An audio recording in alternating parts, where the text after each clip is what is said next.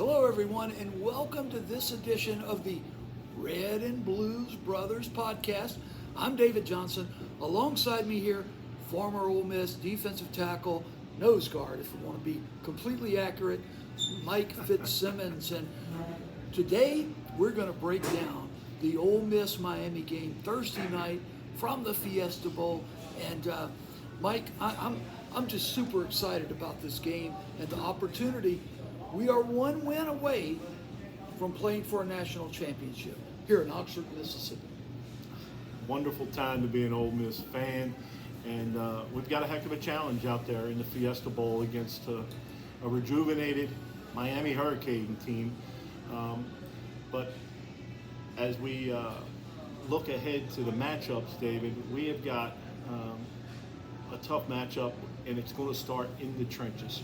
As a father of a former offensive lineman and as a former defensive lineman, folks, all the flash and everything else, Michael Irvin can be hollering and all that, wide receivers, and of course it's going to come down to quarterback play. But this one's going to be a fist fight in the trenches. It's going to be their NFL defensive line, arguably considered the number one defensive line in the country, against our offensive line, and they've got two NFL prospects on their offensive line against the likes of Will Eccles and Xavier Harris and our front seven. So that's where the game's going to be dictated. Points will get scored, and special teams are going to be important, but you can watch early what kind of push is going on and see where we are. Yeah, and I agree with you, but with all due respect, I feel like I heard the same thing heading into the Georgia game. Our guys were up to the task, and I'll be honest with you, I think they're going to be up to the task Thursday night. I'm with you, David. I think this team has come together defensively.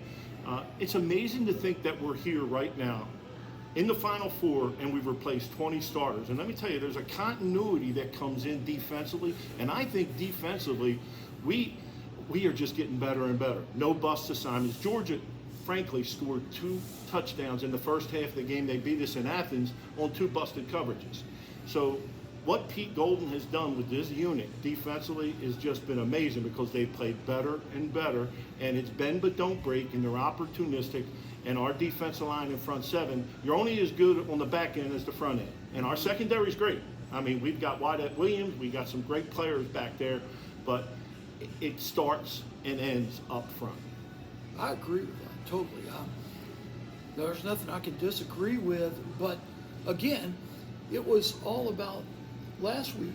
It was all about the big, scary Georgia defense playing better than anybody in the country. And now the national narrative is the big, bad Miami defense and how physical they are. This is an Ole Miss team that, look, I'm going to tell you something. I think we are where we're at because of the coaching change. Not in spite of it, but because of it. And you and I have talked a little bit about this face-to-face, and I know you kind of agree with that. Absolutely. I mean, nothing against Lane Kiffin. It's not even worth talking about. But guess what? If he was the coach, I don't know that we kick field goals in that situation. You understand? I mean, we may have went for it. Pete, old school football coach, just no flash. It's just about the ball. Spot the ball, and let's forget about the previous play, and let's win the next play. And it's refreshing because the team feeds off his energy, and the players have come out and said as much, David. I mean, credit to Pete Golden and the staff for the adversity and all the distractions. People say, well, they're going to, the Miami Hurricanes, they come with a lot of bravado, and there's going to be a lot of talking and yapping. This team will stay focused because they follow the lead of their head coach in Pete Golden. Well, we're going to break this game down for you. There's been a lot of talk about Trinidad Chambliss, and I think the national media was kind of rooting for a Carson Beck Miami rematch with his old team, the Georgia Bulldogs. Carson Beck, a very good quarterback, but you've broken down Trinidad and Carson's release time, if you will. I mean, their timing on dropping back and getting rid of the football. Tell us about that a little bit. Well, Carson Beck, if you remember, threw 4 interceptions in his previous meeting against the Ole Miss Rebels. And the key to getting him off rhythm is getting him to move his feet. pressure up the middle, of course, Eccles and Xavier, and that's what they force a guy off his spot. What credit to Miami and Mario Cristobal, they had changed up their offense where they're quick release. They throw a lot of hitches, screens. They try to get their athletes the ball in their hand. And what I think Carson Beck now gets rid of it a lot faster. They don't trust him as much. And, you know, what we want to do in this football game is to force him off his stop. Be sure tackle him because he's going to get the ball out fast. I think it's 2.8 seconds. Trinidad's like 2.4. Yeah. So we talk about negating pass rush, David. That's how you do it. You get rid of it fast. You throw them quick screens, get them big men running east and west, and then hit them up the middle with something when they're blowing and going. I think one of the keys to this ball game is against Ohio State, there was 59 snaps. Reuben Bain Jr. and Akeem Mesidor played 55 and 54 respectively. So whatever the score is, this is going to come down to fourth quarter. Yeah. That's how this game's going to go. And fatigue makes cowards of us all, David. It does. It definitely does. If we play on our quick set offense and are able to control the football game, it will pay dividends at the end because I don't care what the score is early. This is going to be a real heavyweight fight. I mean, this is literally going to be blow for blow, and it's going to be playing emotionally free football, technically sound, keeping your eyes locked in, and tackle, sure tackles, because Miami has some playmakers that they like to get it out fast and quick and let their athletes make plays. You just said you think this is going to be a game that would be decided in the fourth quarter. I think you're right, but I'm just kind of feeling Ole Miss is going to have a 7-point lead midway through the fourth, and we're going to tack another one on. And I think Ole Miss wins this game by 14. What's your point spread? What do you think? Well, looking at it, David, I think Vegas has it at 2.5, and I always look at them because you follow the money. I personally think this game. There's some dumb money out there. Oh yeah. I mean, that's how Vegas built all those big casinos. But I really am hopeful that's the case. I think I can put away the heart medicine and a lot of Ole Miss Rebel fans if we can extend and get out to that lead, because Miami hasn't shown that they can go ahead and come back from big scores. The tape that I've watched, I went back. Miami had problems and lost one game against SMU. And SMU is quick tempo. They get rid of it quick. You're right. And SMU ended up winning that football game. And it was the only time they've seen quick tempo. I call it fastball. But we have fastball with Kawan Lacey. I think Kawan Lacey's going to have a big football game. I really do. And looking at their linebackers, I think DeJuan Wright's going to have a big game from the tight end spot. So my ultimate, I think the Rebs get them by 7 to 10. Okay. We're in the same ballpark there. Right now, you know, the poor guy down in Coral Gables in Florida that is running scout team offense for the Hurricanes, I can tell you now, he's not getting it done. You can't simulate the fast pace of Ole Miss or anybody else that runs the type of offense that we do. And you brought up something very interesting, Kawan Lacey. Everybody thinks Ole Miss and tempo is all about the pass. This is not the West Coast run and shoot offense. They are very balanced. And if you don't believe me, look at Kawan Lacey's numbers. Watch him play Thursday night. Can they handle Reuben Baines in the Miami front? I think they can. Look, I think this is a hell of an offensive line that Ole Miss put together. And John Garrison, the O-line coach, should get a lot of credit for that. We've already said that. He's got these guys gelled and ready to go.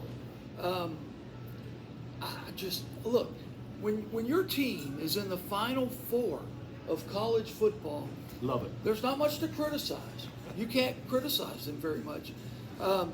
There'll be guys claiming to be smarter than us that, you know, if we lose, will criticize Ole Miss. We're not going to do that.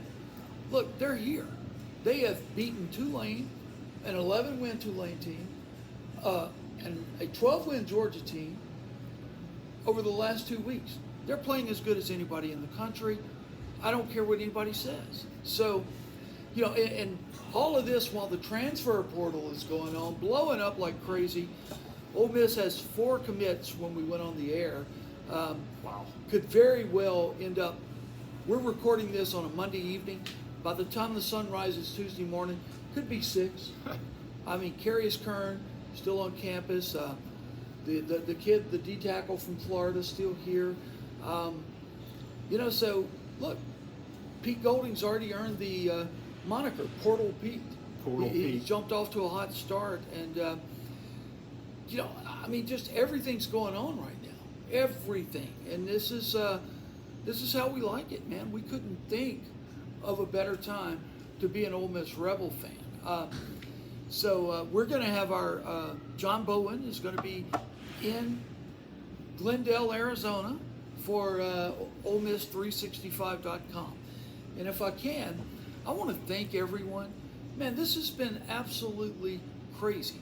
The number of subscribers, the people supporting the site. This is a site about Ole Miss, from Ole Miss, and totally for Ole Miss. And, you know, before we started filming here in the Starbucks in Kroger, you had a young man come up to you and tell him about that. I'm sitting here, and he came up and watched our first podcast, and he was a fan. And we're only going to evolve and get better. And kudos to you, David. You're the captain of the ship. And, cool. And what you've put together and how hard you've been going at it. It's just been fun to be a part of, you and Marcus. And good times ahead for Rebel Nation. The brand has never been stronger. Think about it. We're in the Final Four, and the blue blood talk, it's over.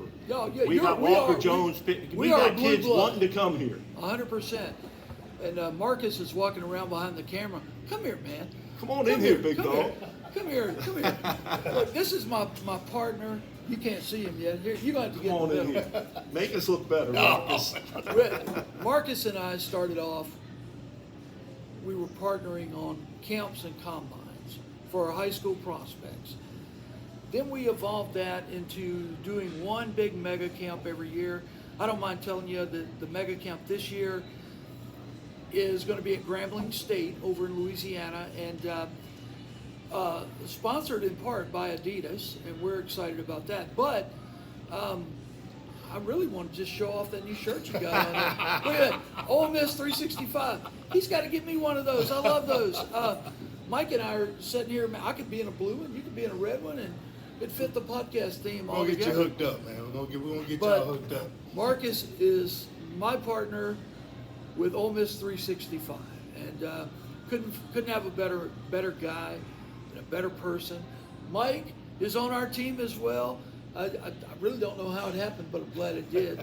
And so, you know, we're just going to talk ball with you. And listen, at some point, we want to have helmets. We'll have basketballs or softballs and baseballs, something like that. Shout out to the Starbucks located here in your Oxford Kroger. They're sponsoring us, and we couldn't be happier about that. And the Velvet Ditch as well, one of our great sponsors. So anyway, just wanted to close with all of that. Marcus, you can go back behind the camera, man. Thank you, brother. Go back to my production spot. Yeah, there you go. Do your thing, well, Marcus. Do your thing. Look, Mike and I were behind the camera when he was filming the Coach Q show a while ago, and he didn't even invite us up. So there you have it. But anyway, listen, big game Thursday night, and while we might not be from the studio, Mike and I may Zoom after the game to do a recap podcast. You're going to be up that late, right? I'll be up. I'll be ready. I'll be ready. We're all excited. We're super excited. All I can say is hotty toddy, everybody, and thank you. I'm David Johnson for Mike Fitzsimmons. You've been listening to the Red and Blues Brothers podcast on Ole Miss 365.